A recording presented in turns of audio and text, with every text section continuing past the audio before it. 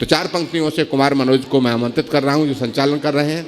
भावना को भक्ति मिल जाए बहुत है, साधना को शक्ति मिल जाए बहुत है, झूठ के इस दौर इस माहौल में सत्य को अभिव्यक्ति मिल जाए बहुत है।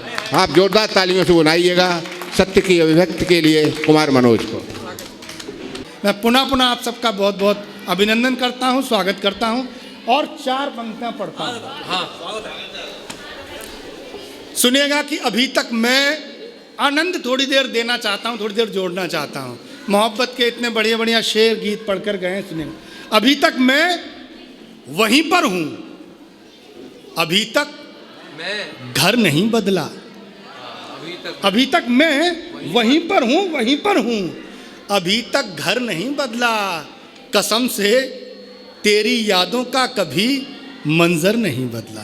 क्या कहने, अभी तक मैं वहीं पर हूं, अभी तक मैं वहीं पर हूं, अभी तक घर नहीं बदला, कसम से तेरी यादों का कभी मंजर नहीं बदला।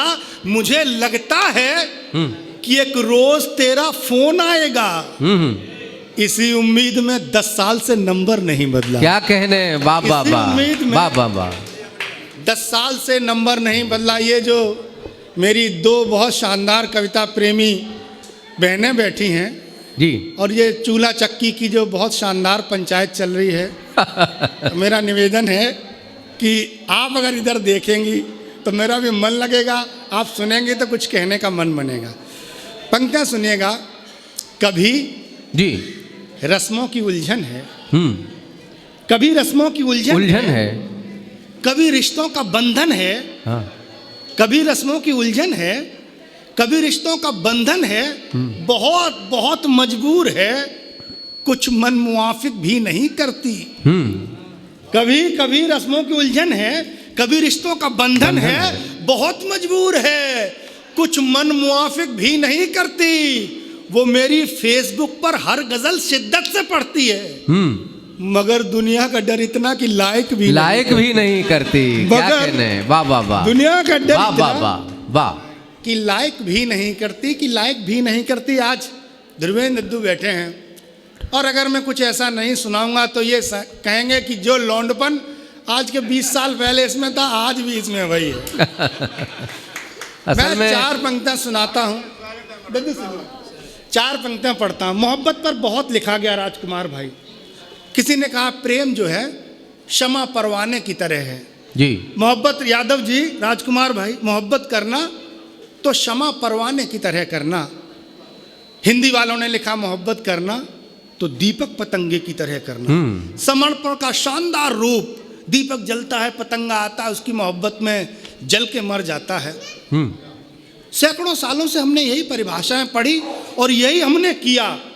एक लड़का एक लड़की को लेके घर छोड़ देता है, वो दोनों नहीं मिल पाते हैं, एक होटल में जाते हैं, सल्फास खाते हैं और अखबार में हेडिंग बनती है सच्ची मोहब्बत का अंत, सच्चे प्रेम का अंत। हम सब पढ़ते हैं। मुझे खराब लगता है राजकुमार भाई जी, क्योंकि मेरा मानना है कि अगर प्रेम में मर गए तो काहे बात का प्रेम। प्रेम तो वो है जो जिंदगी दे, तू मुझे जीना सिखाए मैं तुझे जीना सिखाऊं। क्या कहने, क्या कहने, दद्दू, वाह वाह, आपके इस बेटे ने एक शेर कहा वाह वाह, और मुझे लगता है कि मैंने इससे बढ़िया कोई शेर नहीं कहा। समंदर पार भी पुरखों की थाती साथ रहती है। साथ रहती है।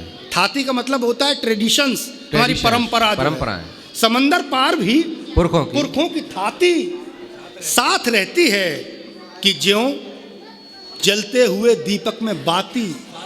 क्या कहने, साथ रहती। और शेर सुनना, इससे बढ़िया शेर मैंने नहीं कहा कि ज्यों जलते हुए दीपक में बाती साथ रहती है मोहब्बत। जब कभी करना तो क्षमा परवाने की तरह मत करना, दीपक पतंगे की तरह मत करना।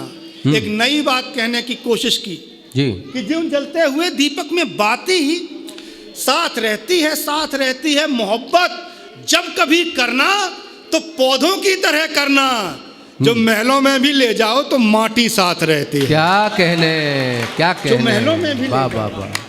मोहब्बत जब कभी, दोनों एक दूसरे को जिंदगी देते हैं। मिट्टी कहती है कि जहां पौधे को ले जाओगे मैं जाऊंगी, चाहे खंडर में रखो चाहे महल में।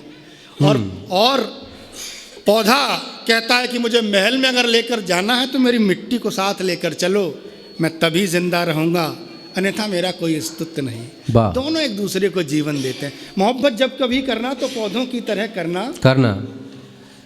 जो महलों में भी ले जाओ तो माटी साथ रहती है। और शेर सुनना, एक हिंदुस्तान का शेर पढ़ता हूं, सुनेगा कि ज्यों जलते हुए दीपक में बाती साथ रहती है, तुम्हारी तोप से ज्यादा असर है एक धागे में कि फौजी जंग में जाए तो राखी साथ रहती है। क्या कहने, फौजी क्या कहने, जंग वाह में वाह जाए वाह वाह वाह, तो राखी साथ जिंदाबाद। रहती है कि फौजी जंग में जाए तो राखी तो साथ राखी साथ रहती है। मैं एक दो शेर और पढ़ता हूँ। जी बिद्दू, भैया। आपने इतनी इतनी अच्छी गजलें खाई हैं।